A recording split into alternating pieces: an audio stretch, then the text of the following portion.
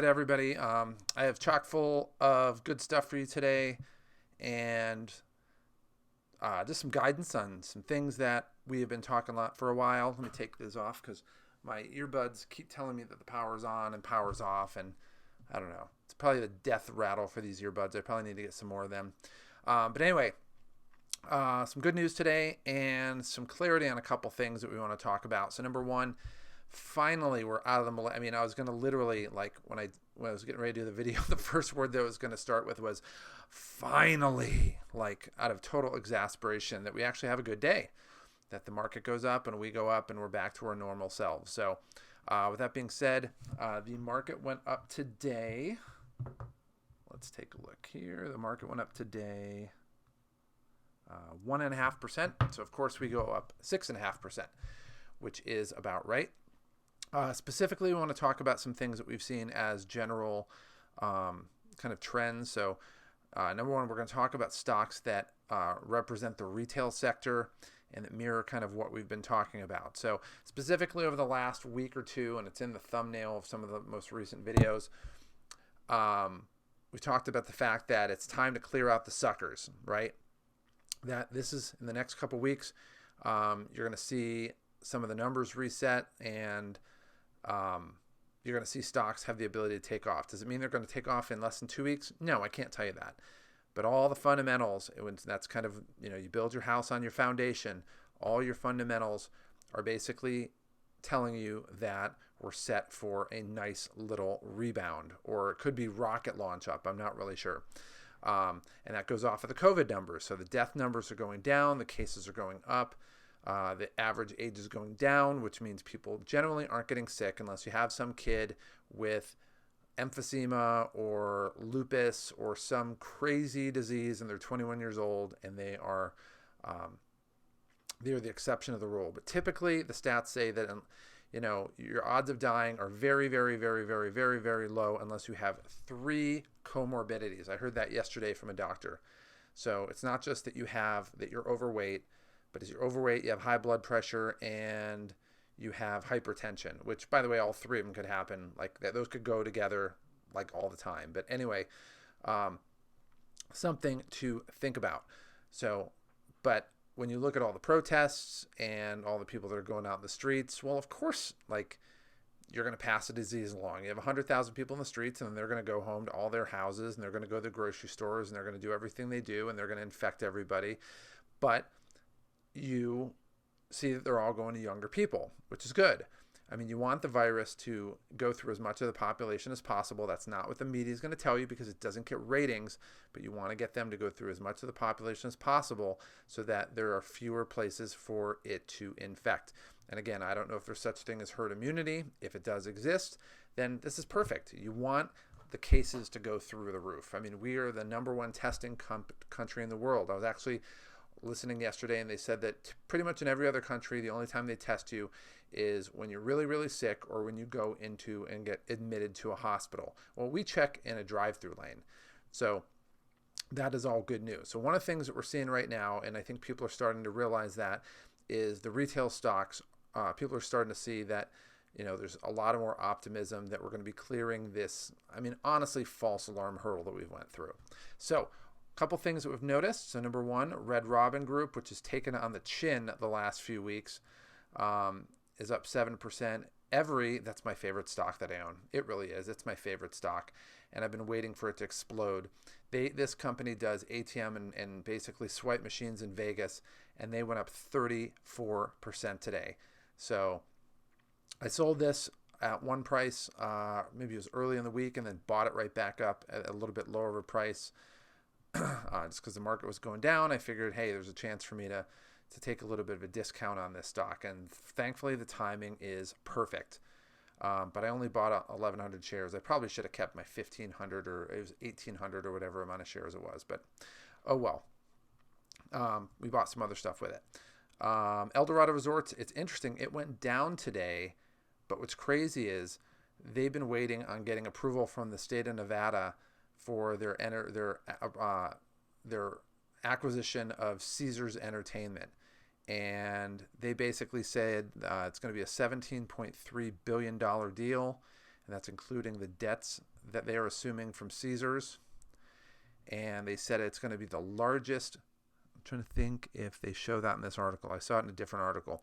But they're going to be the largest casino organization in the world. They're going to be bigger than MGM.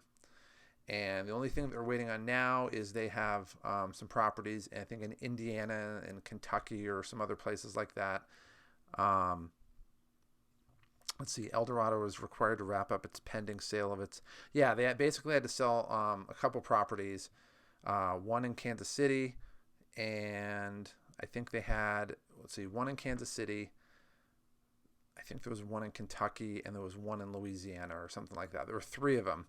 But basically, they also have to get approval from those states as well, and those are coming. But once it happens, this deal is going to go through, and you're going to see this explode. But you probably haven't heard much about Eldorado because, well, it's kind of hasn't been announced yet. And if we look at Robinhood, and I don't know this number offhand, but I bet you it's a low number. Yeah, there's only 84,000 people on Robinhood that own this stock, whereas you look at some other ones and it's through the roof. So you're going to see this one explode when we get there. So also Azul's up 5. We're not going to go through all of them. We'll get into, and these are not even the ones we own necessarily. Let's take a look here. VVI, which does entertainment reservations and things like that, that's up 8%. And then we'll go down to stocks that I don't own but are on the watch list. Norwegian, Royal Caribbean, United Airlines, and American Airlines both had a nice little jump today. Spirit Airlines had a nice little jump today. Carnival Cruise went up 11% today. And these are nice bellwether things for kind of consumer spending. Texas Hospitality, which does stuff in the West Texas oil basin, went up 12% today. And I haven't even gone through this far down the watch list to see if there's anything else on here of note. Let's see, is there anything else on here? No, I think we're doing good. So with that being said, let's take a look here. I haven't plugged in all the numbers for everything yet, but let's take a look at the ones. I plugged in the numbers for the ones that we own. Plug.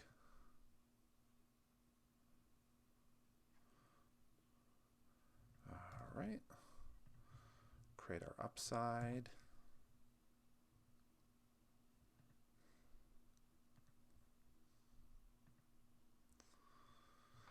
All right. So overall, we're still doing good. The only one we don't own up here is Dave & Buster's. I'm fine with that. Don't have to own everything. I am keeping my eye on Texas Hospitality. I think if that gets down a little bit, that went up today.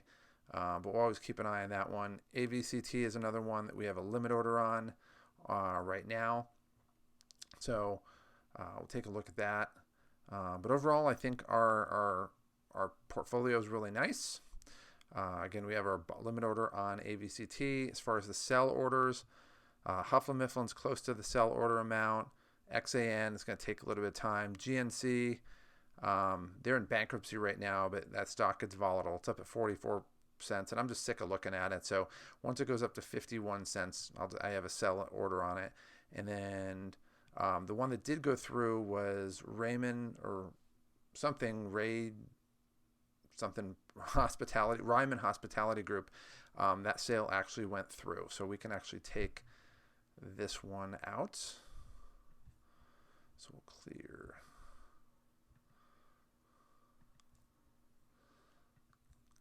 that out.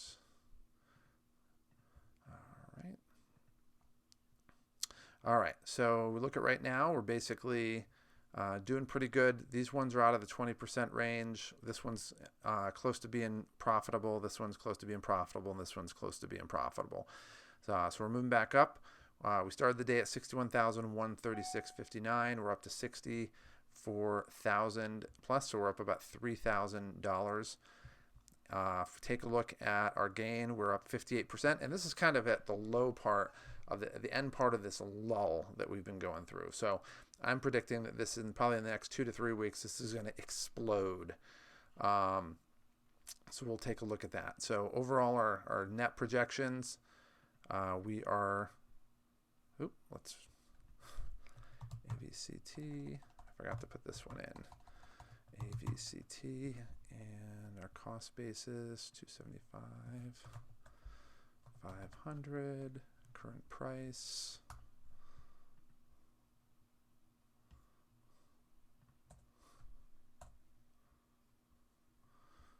And our February 20th price.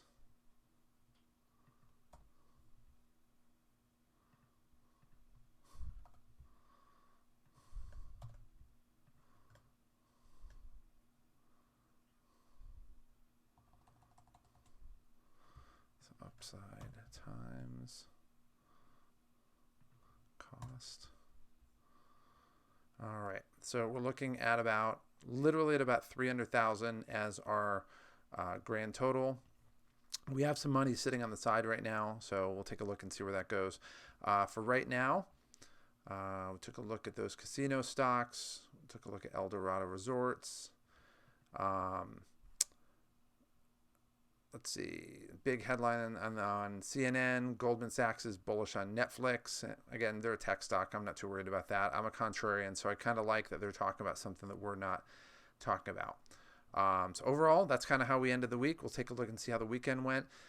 Just a heads up, I am out of town. We are going up through California, up through Oregon, into Washington next week. So odds are I may or may not be doing any videos next week, but I will be taking a look at the market as well. So keep an eye on everything. Keep your powder dry. And be prepared to have good things happen either way. If the stock goes down, I have this buy order going through. And if it goes up, I have some abilities to free up some money here and allow us to have some opportunities in the future. Plus, if it goes up, our value goes up. So either way, we're going to win. So life is good. Have a good weekend, and I will see you next week.